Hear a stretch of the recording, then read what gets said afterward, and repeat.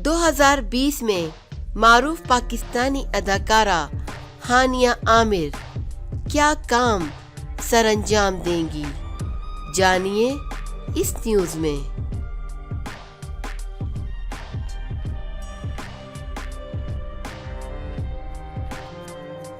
अदाकारा हानिया आमिर का कहना है कि उन्होंने नए साल का अहद किया है कि वो टिकटॉक वीडियोस बनाएंगी और अदाकार मेज़बान फहद मुस्तफ़ा को मायूस करेंगी।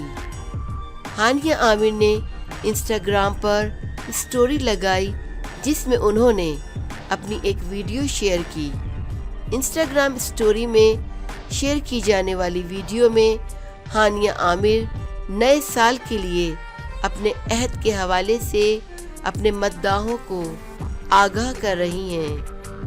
हानिया आमिर ने अपनी वीडियो में अदाकार और मेज़बान फहद मुस्तफ़ा पर तंज करते हुए कहा कि मैंने नए साल के लिए अहद किया है कि मुझसे जितना ज़्यादा हो सकेगा मैं उतनी ज़्यादा टिकटॉक ऐप इस्तेमाल करूंगी और इससे फहद मुस्तफ़ा को मायूस करूंगी।